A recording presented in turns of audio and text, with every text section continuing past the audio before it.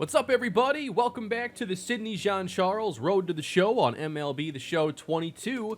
We're into episode 10 now, I believe, and here's what Sidney's been able to do in his time at AA.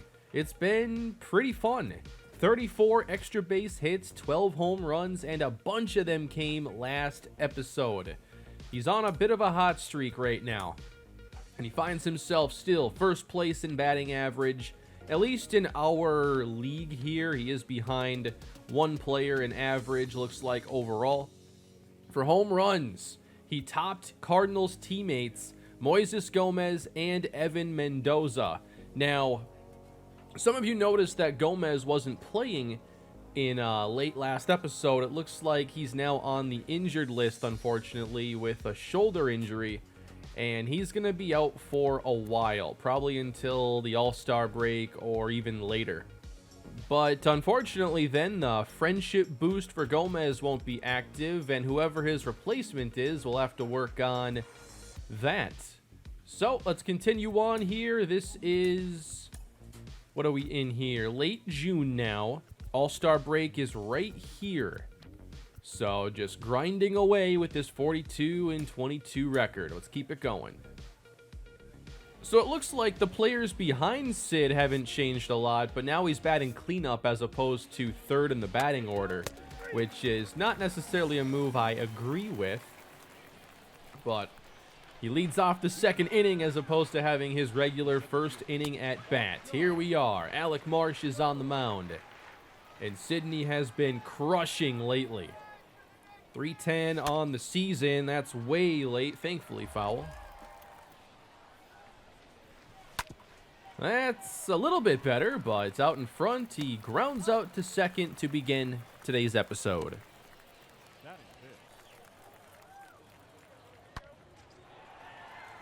This is going to be a tough one here. All the way back at the wall. He makes the catch. Just got there in time after a bad reaction to the ball initially. We all know about Freddie Freeman, but how about Freddie Furman? He's having a pretty good year himself here, hitting .313 out of the 8th spot for the Naturals. And he's going to send Sidney back towards the wall in center. And plenty of time to spare. Well, a low-scoring game as we head into the 7th inning, and Marsh is still on the mound, working on a shutout, only 68 pitches. This is like a potential complete game situation for him unless something changes here. 2-0 to Sidney. And a chopper to second base. Not exactly what I had in mind. And that's it for this one. We actually do get shut out. Alec Marsh ended up going 8 innings, only giving up 4 hits. That was a quiet day. All right, this is more like it. 2 on for Sidney in the first inning. This is what we're used to with his first at-bat of the ball game. That's way outside with the big 12-6. Fastball, change, curveball. Only a 3-pitch mix here. Out in front of that one. Not going to be able to get what we want if we're that early on a pitch that low. 1-2. In there for strike 3, and down goes Sid. Sid hasn't struck out a lot this year, and we've had full episodes without them. But now we got a challenge to decide on here. They're both for plate vision. Only swing at pitches in the zone and get a hit. Record a hit while even or ahead in the count. All right, we're going to go kind of more of a disciplined focus here. Only swinging at pitches in the strike zone. Same pitcher as before. It's 3-0. You can have that one. Ooh, now Sid can't connect. Gotta be careful now. 0-2. And that should have been strike 3 looking. These are the best 2-strike pitches we've seen here in a while. No, I don't want to talk about that one. I'm just not good at the challenges. I feel like I only get like 1 out of 10. It's not going well. 2-2. Way upstairs. We run the count full. Way inside, and Sid draws the walk. It's one of those where you can't swing even if you try. I did not try, though. I also have no way of proving that. That's a line out at third base. They're worried about Sidney taking off now. He's gotten a stolen base streak. I wasn't even considering it, honestly. Just going to let Donovan do his thing here. He's driven in a bunch of runs. But they get the out at second, and Sidney is out. So we'll take this game into the fifth then. Sidney had a couple doubles. Looks like 2 games ago or so. 2 for 8 here in the series. Definitely due for another hit, and that's down the line. And hooking foul. Not even going to measure the distance. It wasn't quite that close. Heasley almost out of the game here. Doesn't have much stamina left, but maybe we can force them to go to the bullpen here in the 5th inning. 2-1, way inside. Got one to hit. Deep to right field, and it'll stay in the yard as Sid is retired to end the 5th. RBI chance now in the 7th. A very quiet start to the episode here for Sid. But a chance to do a little damage as that is in there. That's a circle change. 5 pitches here. Throws a fast sinker and a 97 fastball, potentially. 2-2 to Sidney. A little bit late on that slider, and that's going to find the seats. That actually went really far. That just felt like a bad jammed swing, but it was pretty close to going to the foul pole. And now a chopper up the middle. Done that a couple times already. Sometimes we alternate episodes, have like a really successful one, and then come back the next day or a couple days later and just not the same. So a slow start to the episode for Sid. We'll see if it turns around. But Springfield trying to pick up another win, and that completes the 8th inning. But maybe Sid isn't done yet. He does get one more trip to the plate here. 3-1 Springfield. Fastball that can reach 100. All right then. And that's what it looks like at 97. Outside missing. It did clock at 100, but he hasn't had command of the fastball. And it's a 3-0 count. I wanted that one, but actually coming in a bit fast now. We're not used to velocity like this down at AA. First time I think we've seen it. Late twice in a row. Giving us pitches to hit. 5 in a row. You got to go to the slider here, right? Well, maybe that would have been a good idea. Right down the middle and right over the right field fence, way up there. Going to the concession area or something. That's a 3-run homer for Sidney Jean-Charles. A nice insurance homer to hopefully wrap up another win. Always nice when you get that last at-bat you weren't sure you'd get, and then, you know, a home run means you had a pretty good day overall. On to the next one. We're crushing here in June. I like that improvement overall. How many of you saw the Miguel Sano walk-off hit last night? That was something. Oh, that's going to left center, but yeah, once I see him jog after it, I know it's not meant to be. Miguel Sano had a walk-off base-running blunder last night. If you haven't seen the clip, you got to check it out because it was a wild ending. Twins got, they're down 1, 2 on, first and second with Sano at the plate, 1 down, and he smokes a line drive to right. Went down for a pitch under the zone and still, like, sent it on a line to deep right field. Robbie Grossman couldn't handle it. But base runners weren't quite sure if it was going to touch down or be caught, so Once they see the ball down, they start kind of scrambling, but they do so late. And Sano didn't really realize that, so he thinks he can get to second. Meanwhile, the base runners are currently at second and third, and Sano is 3/4 of the way to second. And it looks like the Twins are going to have an out because of a bad base running situation. Catcher gets the ball as it was thrown home and just airmails it over third where nobody is, and the Twins score 2. It was a beautiful win for the Twins. Fun way to close it out. Twins got, I think, a 5-game winning streak now. Baseball is such a weird sport, man. They play so many games. There's so many chances for strange things to happen. I love it. Sano had the kind of base running blunder that we've all had in the show many times, and we're never lucky enough to see that ball thrown way over the third baseman, and we score 2 to win the game. We got a 2-2 count here in the 4th inning, and we're turning on another one, but we've been early all episode here. We're suddenly down to 88 mile per hour 2-seamers. Man, I felt like I was waiting on that one for a minute.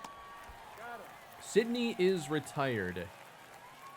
I don't have any interesting, like, what am I playing updates right now. It's draft week. I've been watching a lot of draft-related content, just trying to get ready for it, and really excited for the NFL draft this year. We got Sid up here, runner on second base in the 6th inning now. 3-0 Naturals. Again, turned on. It's down the line. That should be extra bases. Flying around third, Sid drives one in, and he's safe at second with an RBI double. We haven't seen Sid go down the line all that often, so that's a nice change of pace. But the NFL draft, it honestly might be my favorite sporting event of the entire year. Like, more than the Super Bowl. I'm a Viking fan. What do I got to be excited about the Super Bowl for? Crushed to left field. And Sydney's just going to run because this ball is off the wall. Why did they build it like that? Just lower the fence a few feet and make it a straight line. I think one of the reasons why I love the NFL draft so much is because from a football standpoint, it's all there is for 4 months. There's so much build-up to the draft. You have, everybody's got an opinion on the players. Everybody's got an opinion on where the players are going to go. And then if you have an opinion, well, I have to have an opinion on your opinion so I can verify the legitimacy of your opinion. And then we see what actually happens with the teams and the chaos and the things no one saw coming. That's not a cool strike 3. And then the players that go that you could have never predicted. You can try to, look at draft tendencies for certain teams, and you can try to, best guess what they might think. And then you just get complete curveballs like the Raiders taking Alex Leatherwood last season, or any players the Seahawks have taken in the first round when they don't trade away the pick. Rashad Penny, Jordan Brooks, LJ Collier. I can only imagine what they have up their sleeves at 9 overall, picking higher than they have at, I think, any point in the last decade. Totally going to take like Troy Anderson or something from Montana State. So we're on to the next game here with Sydney, as I've gotten the random conversation topics going here early on. We're just trying to grind our way through these games, get to the All-Star break. But yeah, the NFL draft is very much on my mind this week. I am usually not very productive here during draft week, but next week I do have some things going on. I won't be able to make as much content, so I'm trying to get the ball rolling on a few things and just record a bit more if I can here these few days leading up to the weekend. So I don't know how much I'll be able to post next week. Just going to have to be a lighter week, most likely. And Sid draws the walk. That is on the ground, and I don't think we can try to go with third base on this one. 2 on here in the second inning.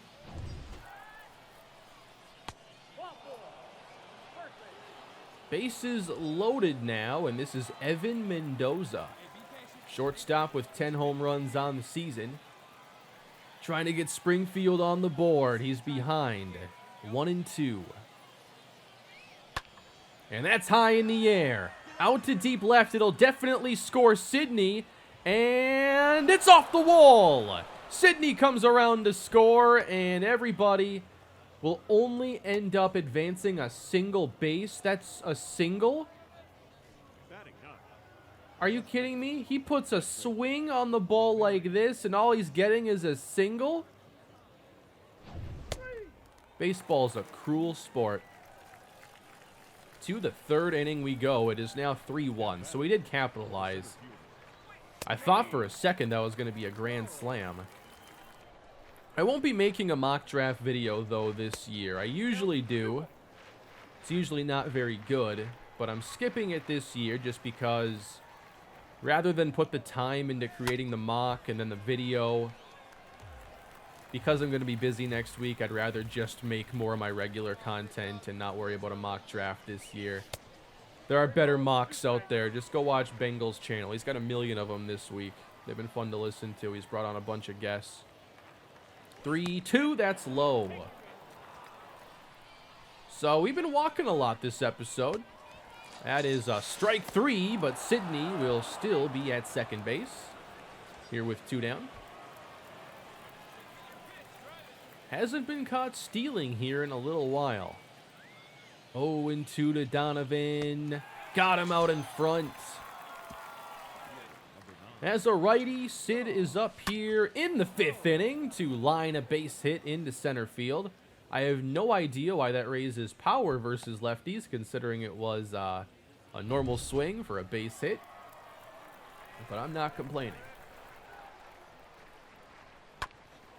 On the ground, and it's going to be played at second. Did not find its way through. 2 on here in the 7th. And that one is going to get over Sid's head after a false step forward. But we maintain the lead. And he'll have an at-bat here to lead off the 8th inning. He's done pretty well as a righty in today's episode. Seems today they've been throwing a lot of low pitches at Sid. We've got a couple episodes where it feels like everything is kind of away. Now they're attacking him low. 2-1. Outside missing, and we have a good hitters count again. Already 3-4 walks in the episode, too. And that's upstairs. Ball 4. Not sure I want to try to steal on the lefty here, as that is tapped over to third base. Only one play, so Sid's in position now. That's going to be played at first base. We cannot bring home Sid, so the game remains a one-run contest.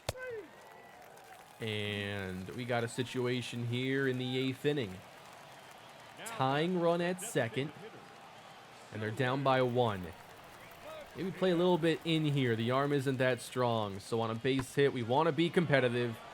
But no worries. It's a pop-up into center field. And we still lead this game. And we win it, defeating the Naturals once again. Sydney goes 1 for 1 with 3 walks. So the on-base percentage going way up right now. What happens when you walk 4 times in a single game? Check out the plate discipline. Way up. That's a lot of single game progress right there. Wanted to check out some things with the loadout here, and after reading the comments, I'm not sure this cannon arms is all that useful for Sid. It seems to be more for like a pitcher. If you want your outfielders to be a bit better when you allow base runners.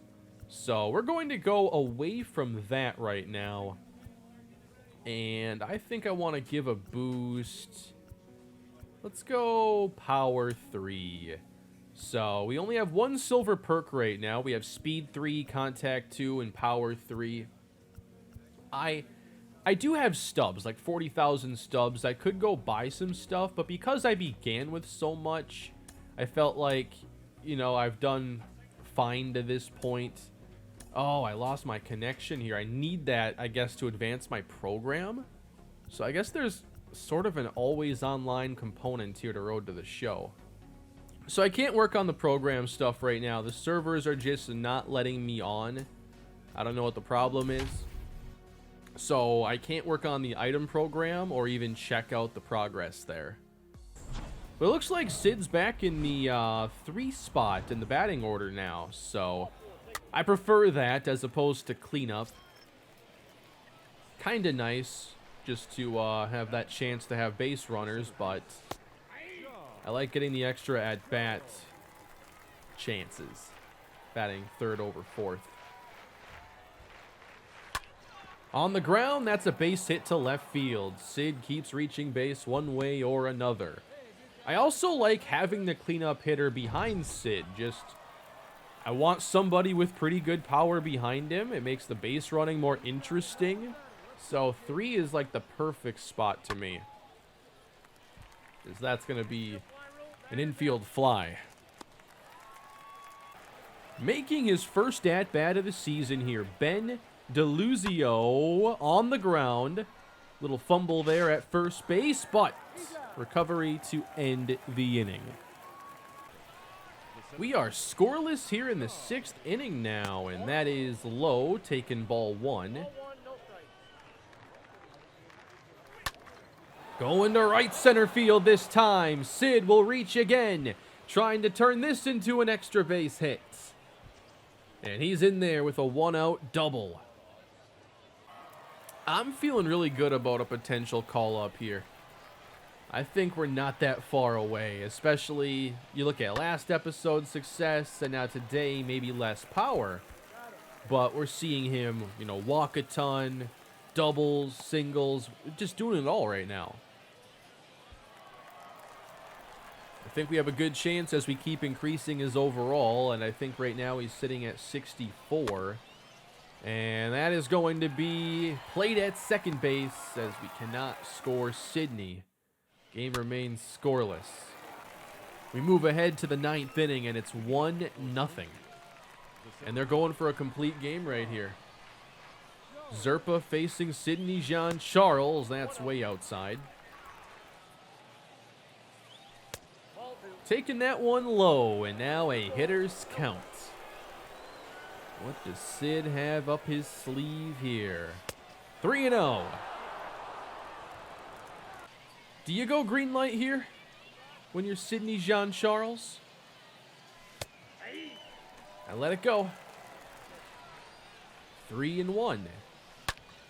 To right field, and that is down. Another base hit for Jean-Charles. And now the question becomes, do you attempt to steal a base? I think if we get to 1 down, maybe. Strike 3 there for Walker. We don't have Moises Gomez. I mean, DeLuzio here is in his first AA game. We might want to get in scoring position to make it a bit easier. Oh, no. Oh, man, that is awful. And he hit a single, too, and we lost the game. We lose 1-0. I don't know. I knew he was a lefty, so I was trying to, like, really time it up perfectly and just ended up going early. He has been on a hot streak lately, really impressing the organization. I'm joined by mental performance coach Kellen Lee.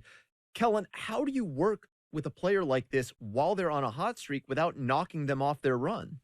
Well, first of all, one of the common misconceptions about doing mental performance work is players will only come to me when things are going wrong.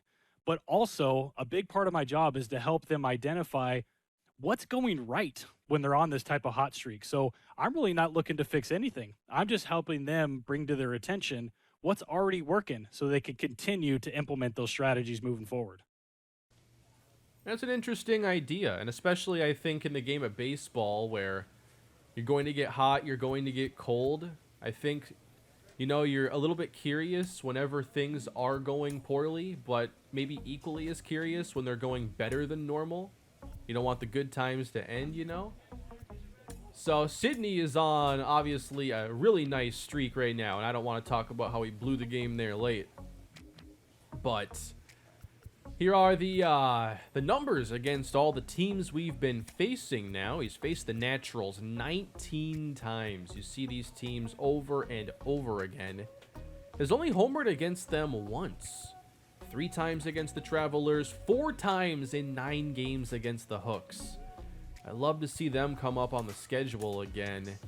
We got Wichita next. And no games against the Hooks on the horizon, unfortunately. Oh, this is the end of the first half of the season. So, Springfield, did we win our league? We did.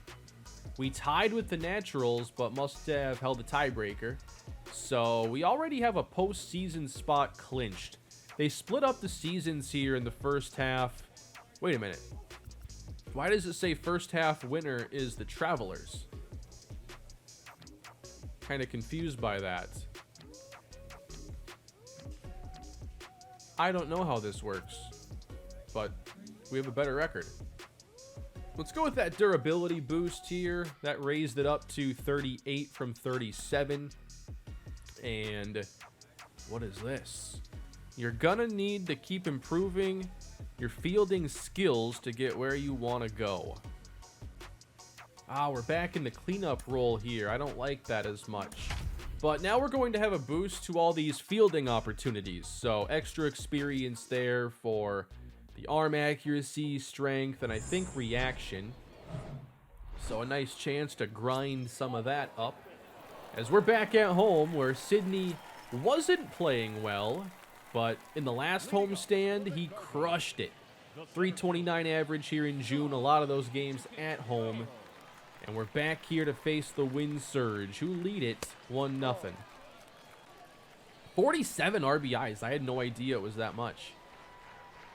But thankfully, he does get a lot of chances with runners in scoring position, and he's hitting like 300 in those situations. Right down the middle. This doesn't have the carry at all. Of course, we have this boost for the outfield, and the first opportunity comes here in the 5th inning, and it's not even catchable. It's for the second baseman. It's been a low-scoring day here in Springfield, but we have a chance to take the lead now. 2 on, 2 down, and a challenge for Sydney Jean-Charles. Power swing to drive in a run or contact swing? Come on now. There's only one correct choice, so I'm hitting square every time here. Sydney is 0 for 3. Ooh, curveball is in there. That's a good changeup, and this is not where we want to be. 0-2 having to power swing for the challenge. Or do you go away from the challenge and just try to recover the at-bat now for the good of the team? Oh, I decided to look at strike 3 instead. I don't think we're getting another chance in this one. And we do score in the bottom of the 9th. So we do get to extra innings and win the game.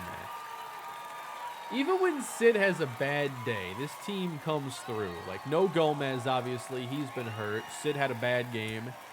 But the team around him picks up the slack, and we just keep winning anyway. Let's get through one more today. 2 on here for the Wichita Wind Surge. Trying to get the early runs here against us. And that's hit into the gap, high and hard. Sydney getting there on the warning track. Nice play. Let's end it here with a couple of hits. We have at-bat number 250. We're facing Joan Duran here with the Twins.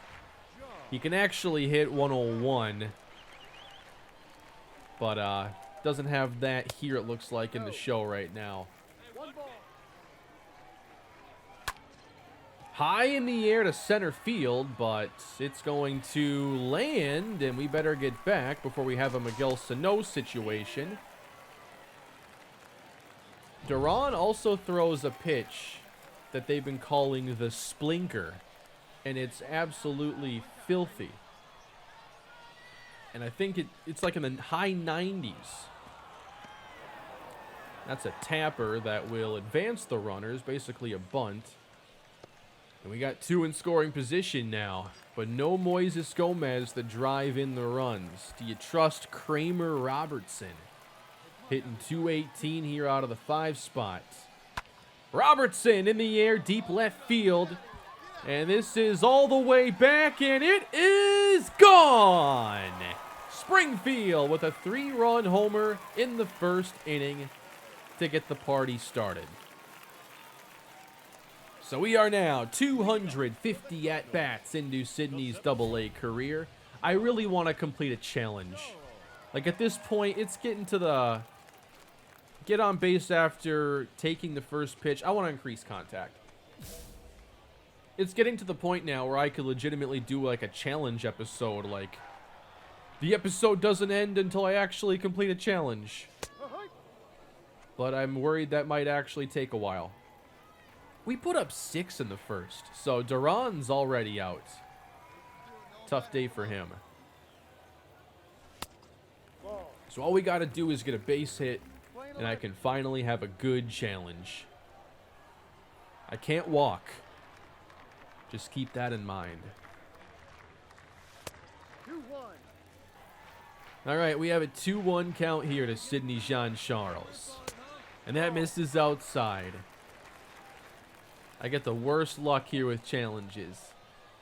Do I get something to hit 3-1? Are you kidding me? One of those that completely backs him off the plate. Hey, it doesn't fail the challenge, though. They just throw it out. So I didn't fail there. The pitcher failed by walking Sid. That is a line drive into left field, and Sydney makes it to second just in time. I'm not sure why base running aggressiveness goes up there. I didn't really do anything. Kramer Robertson hits it to second base, and they're going to pick up the double play, moving Sid to third. On the ground, going to be a tough play from the outfield grass, and it's in time as Deluzio brings home Sydney. It's now a 7-0 ball game. 10 hits, 7 runs, and we're only in the 4th inning. Sydney. Nope, not this time. How many home runs today? Just 1. We got to have at least 2, right? That's a good curveball. I feel like they haven't thrown as many bad pitches that I can crush today with Sydney. But we're still reaching base all the time. Way inside this time, and it's 2-2. Taking it low, and that's a full count. Runner will leave early as we try to get something to drive. And we got it. Out to center. See you later. That's off the batter's eye. Or did it go over it? He got every bit of this one. 400 and what? 40 feet. Absolutely crushed to dead center field. Sydney Jean-Charles trying to bookend the episode with home runs. That was pretty awesome. There's such a large batter's eye there in center. I just assumed it was going to bang off of it, but he cleared it. Remember the Jordan Stark series where we'd go on the journey here of these home run balls? Well, that's what we're doing here. And it did get over the batter's eye. 440. Is that the longest now we've seen from Sydney? Another successful episode here for Sidney Jean-Charles. Maybe not as many home runs as last episode, but he hits a couple and reaches base so many times. A lot of walks and singles today. A fun episode and short at-bats too, I felt overall. Felt like he was just constantly going through at-bats and reaching base. Here are the numbers now by count, and still on first pitch at-bats. I mean, we've had that happen 61 times. There's been a result on the first pitch. He's hitting 344, hitting 364 with 0-1 counts, hitting 433 in 1-0 counts. So absolutely crushing early in at-bats. 253 at-bats now, 312 average, 79 hits, a lot of those extra base, 49 ribbies, 28 walks, the 22 strikeouts. You can't tell me this guy's going to be at AA a whole lot longer playing like this. Thank you all for watching today's episode. I hope you enjoyed it. If you did, please leave a like and subscribe to the channel and leave all your thoughts down below in the comments. I'll be back with more Sidney soon. Again, I don't know next week exactly how many episodes I'll be able to get up. And when I say next week, I mean like the weekend coming up and like through next week. But I will do what I can, and it should be back to normal after next week. But that's it for today, everybody. Have a great day. I'll see you next time.